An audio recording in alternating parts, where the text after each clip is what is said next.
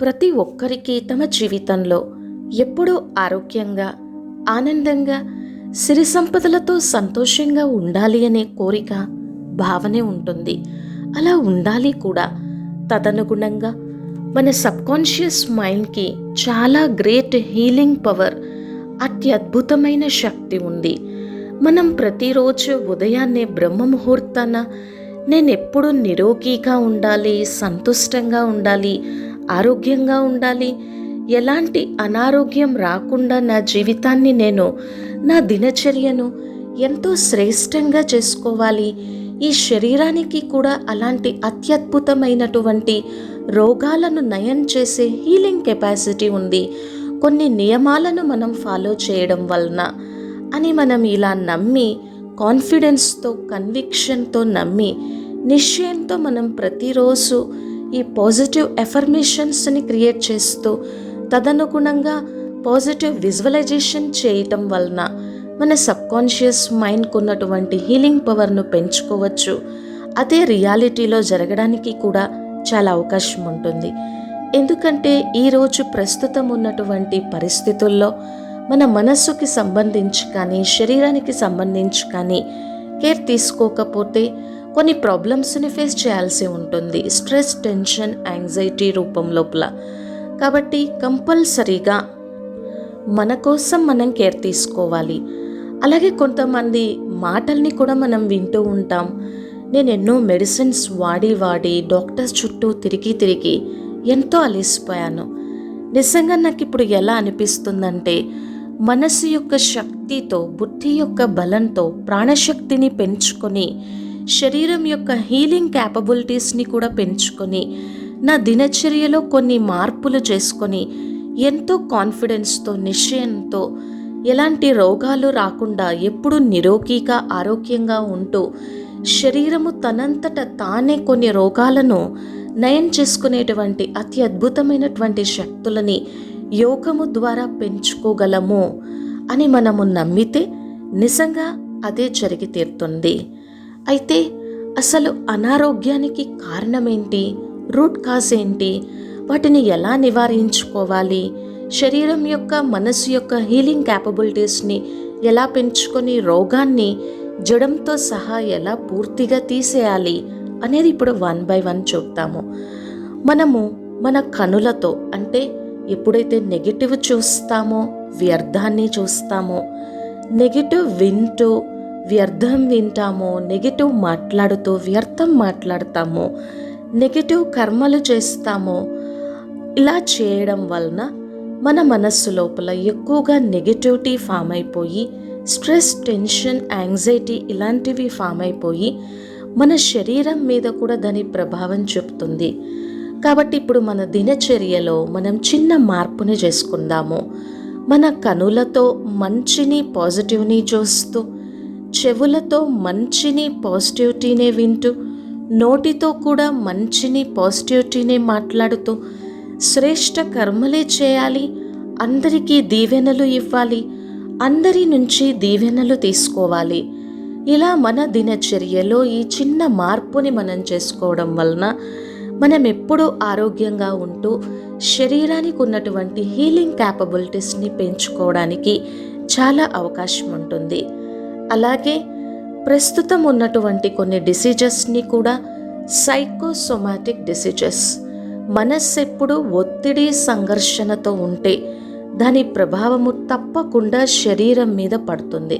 Stress, టెన్షన్తో ఉన్నప్పుడు మన హార్ట్ పల్స్ పెరగటము, అలాగే ఎక్కువగా మనకి చెమటలు పట్టడము, అలాగే మనస్సులో ఏవైనా మనకి కొద్దిగా ఒత్తిడి, సంఘర్షణ ఉన్నప్పుడు కొంతమంది పదే చేతులు క్లీన్ చేసుకోవటము, ఇలాంటివన్నీ చూస్తూ ఉంటాం. దీన్ని బట్టి మనస్సుకి, శరీరానికి, మైండ్ బాడీ కనెక్షన్ డెఫినెట్గా ఉంది. కాబట్టి మన మనస్సు ఎంత శాంతితో ఉంటే, ఎలాంటి ఒత్తిడి, టెన్షన్ లేకుండా ఉంటే అంత మన లంగ్స్ యొక్క క్యాపబిలిటీస్, లంగ్స్ యొక్క ఎఫిషియన్సీ బాగా పెరుగుతుంది. అలాగే మన బుద్ధిలో మనం ప్రతిరోజు శ్రేష్ఠ జ్ఞానాన్ని వింటూ మన శక్తిని, మన స్వస్థితిని పెంచుకుంటూ ఉంటే మన బ్రెయిన్ చాలా బాగా పనిచేస్తుంది. అలాగే మనం ఎప్పుడూ ఆనందంగా ఉంటూ బ్రహ్మ ముహూర్తంలో నేను ఆనంద స్వరూపాన్ని, నా స్వరూపము ఆనందము అనేటువంటి స్థితిలో ఉంటూ భగవంతునితో ధ్యానం చేస్తూ ఆ ఆనంద శక్తిని మన మనస్సులో నింపుకుంటూ ఉంటే మన బ్రెయిన్ నుంచి, పిట్యూటరీ గ్లాండ్ నుంచి మంచి హార్మోన్స్ రిలీజ్ అయ్యి ఆ రోజంతా కూడా హార్మోనల్ బ్యాలెన్స్ ఉంటూ చాలా హార్మోనీగా ఉంటాము. అలాగే నేను శక్తి స్వరూపాన్ని అనేటువంటి, సర్వశక్తి స్వరూపాన్ని అనేటువంటి స్వమానాన్ని, పాజిటివ్ ఎఫర్మేషన్ని ప్రాక్టీస్ చేస్తూ ఉంటే నా muscle activity, nervous system, joints అన్నీ కూడా చాలా ప్రభావవంతంగా, శక్తిశాలిగా ఉంటాయి. అలాగే నేను ప్రేమ స్వరూపాన్ని, నా స్వరూపము ప్రేమ, అందరికీ ప్రేమ ఇవ్వటం, నా మనస్సులో ఎవరి పట్ల ఎలాంటి వ్యర్థ చింతన, నెగిటివిటీ లేదు అని ప్రేమతో ఉండడం వలన మన హార్ట్ యొక్క ఎఫిషియన్సీని మనం పెంచుకోవచ్చు. ఇలా మనస్సు నుంచి నిరంతరము శాంతి, శక్తి, ఆనందము, ప్రేమ, సుఖము ఇలాంటి good positive feelings, good positive vibrations ఎప్పుడు నిరంతరం ప్రవహిస్తూ ఉంటే శరీరం యొక్క హీలింగ్ క్యాపబిలిటీస్ పెరిగి శరీరము తనంతట తానుగా లోపలున్నటువంటి టాక్సిన్స్ అన్నింటినీ బయటకు తోసేసేటువంటి ప్రాసెస్ని కూడా చాలా స్ట్రాంగ్గా చేస్తుంది. కాబట్టి మన మనస్సుని మనం ఎప్పుడూ హెల్తీగా, హ్యాపీగా ఉంచుకోవాలి. అలాగే శరీరం యొక్క హీలింగ్ క్యాపబిలిటీస్ని పెంచుకునేందుకు ఇటువంటి ఎన్నో మార్పులని, చిన్న చిన్న మార్పులని మనం చేసుకోవాలి. అలాగే ఇక మూడవది, మనకెప్పుడు డౌట్ ఉంటుంది, ఈ శరీరానికి నిజంగా రోగాలని నయం చేసే శక్తి ఉందా? అంత అత్యద్భుతమైనటువంటి హీలింగ్ కెపాసిటీ ఈ శరీరంలో ఉందా అని కొన్నిసార్లు మనం డౌట్ని ఎక్స్ప్రెస్ చేస్తాము. అలా డౌట్ని ఎక్స్ప్రెస్ చేసినప్పుడు ఆ రోగాలని జడంతో నయం చేసేటువంటి శక్తి తగ్గిపోతుంది. అలా కాకుండా చాలా అత్యద్భుతమైనటువంటి విశ్వాసము, కాన్ఫిడెన్స్, ఎస్ ఉన్నతి, నేను చెయ్యగలను, అలా జరిగి తీరుతుంది. నిజంగా పూర్వకాలంలో మన పూర్వీకులను పరిశీలిస్తే వాళ్ళు ఎంత ఆరోగ్యవంతంగా ఉన్నారు. అలాగే కొన్ని జంతువులకి ఏదైనా గాయం తగిలినప్పుడు వాటంతటా అవే కొన్ని ప్రక్రియలను అడాప్ట్ చేసుకుని నయం చేసుకుంటాయి. అలాగే మన మనస్సుకి, మన శరీరానికి అత్యద్భుతమైనటువంటి శక్తి ఉంది.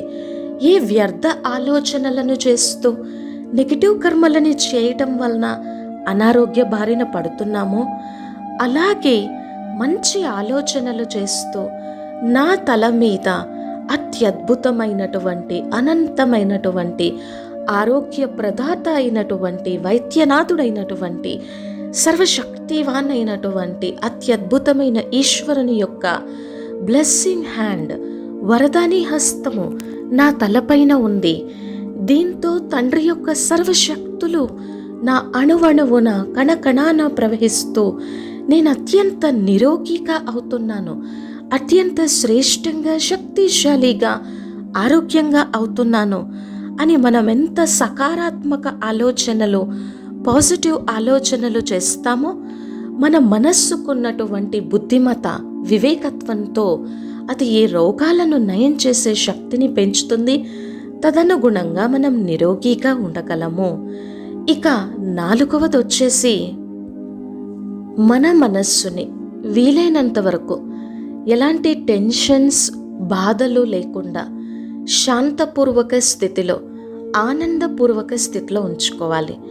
ఎందుకంటే సగం అనారోగ్యాలకి కారణం ఒకటి భయము, లేదా చింత,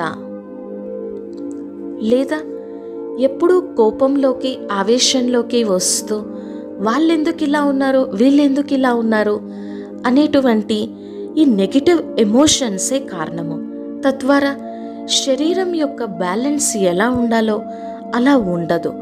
కాబట్టి అనేక అనారోగ్యాలకి మూల కారణము ఈ నెగిటివ్ ఎమోషన్స్, కోపము, భయము, చింత, ఒత్తిడి, సంఘర్షణ.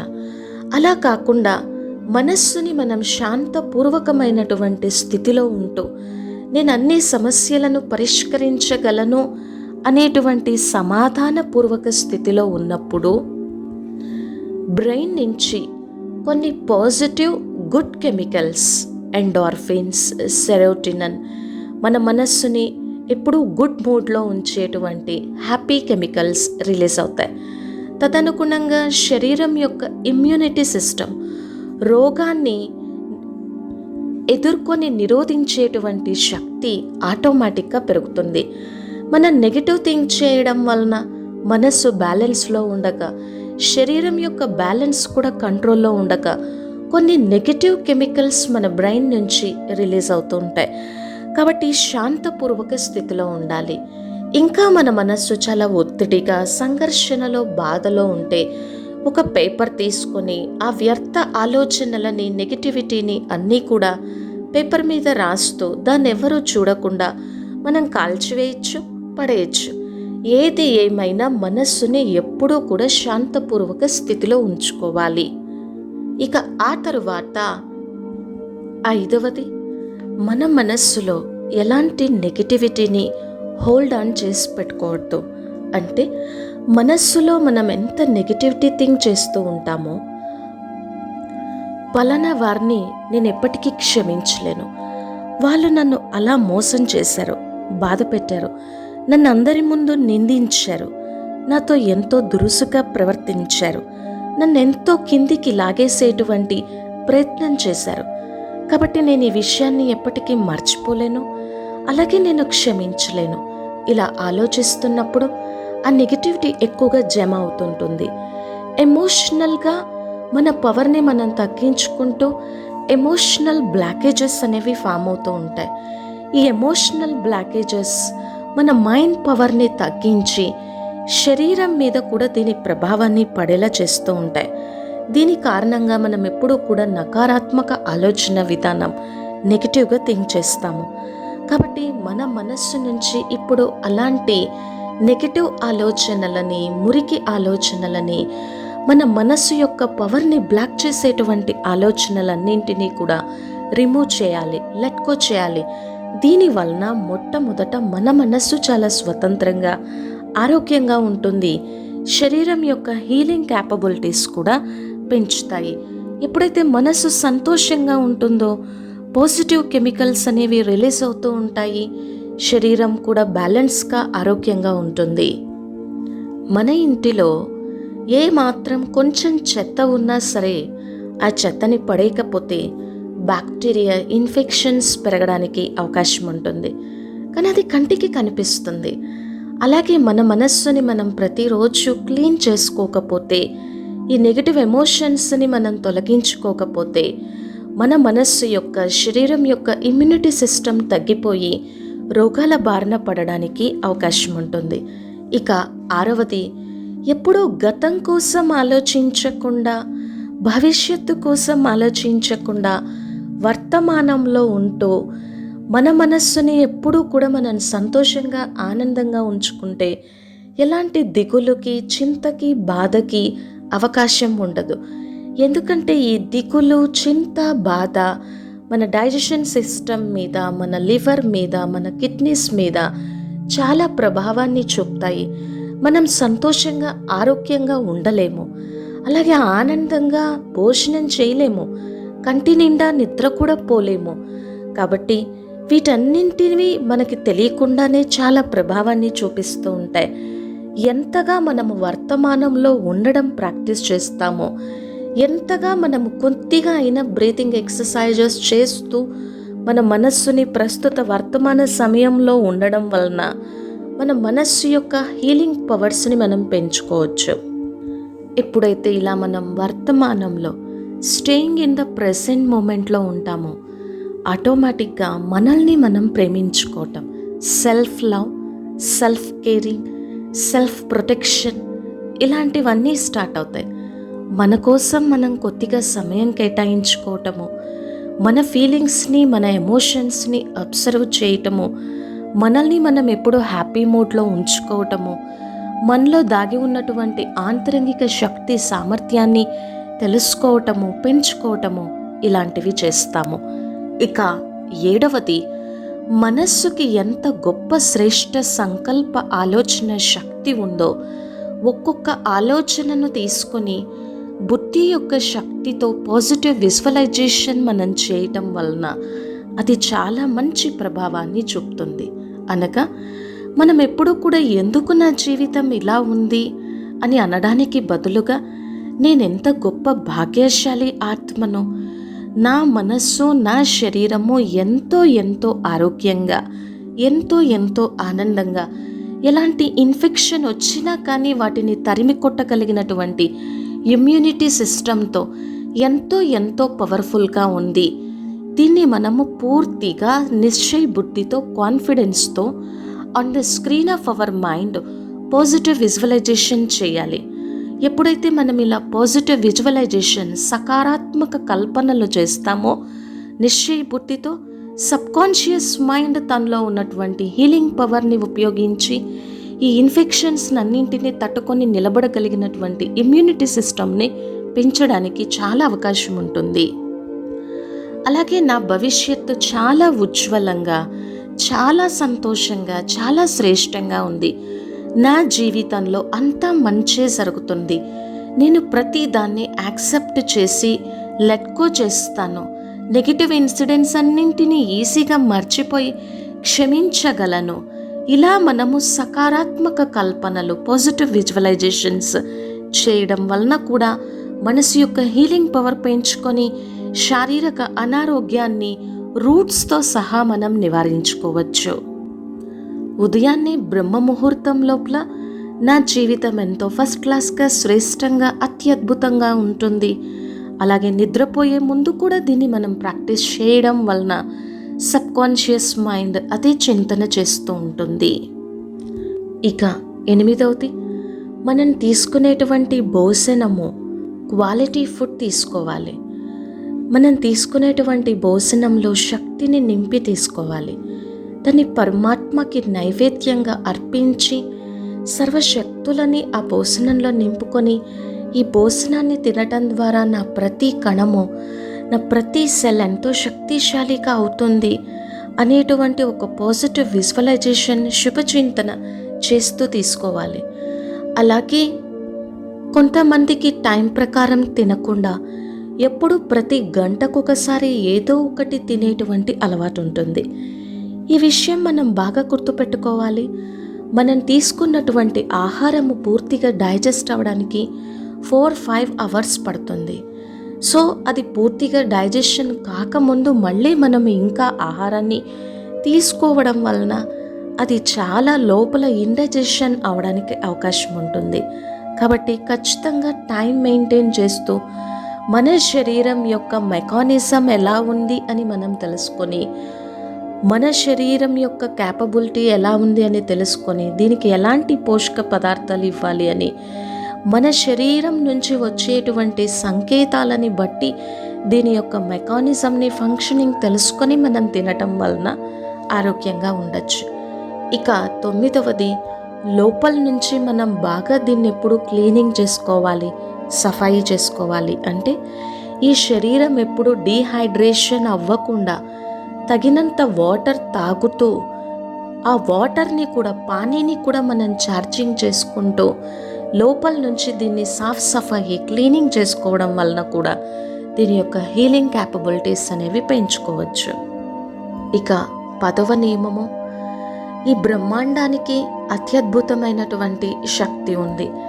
మనం ఎలాంటి శ్రేష్ఠ సంకల్పం చేసినా కూడా అది బ్రహ్మాండంలోకి వెళ్ళి మళ్ళీ తిరిగి మన లోపల అంత గొప్ప ఎనర్జీని క్రియేట్ చేయగలిగినటువంటి శక్తి ఉంది. మరి ఈ బ్రహ్మాండానికి రచయిత అయినటువంటి, బ్రహ్మాండ నాయకుడైనటువంటి పరమాత్మకి ఇంకా అద్భుతమైనటువంటి శక్తి ఉంది. కాబట్టి మన లోపల ఈ గ్రాటిట్యూడ్ యొక్క కెపాసిటీని, క్యాపబిలిటీస్ని పెంచుకోవాలి.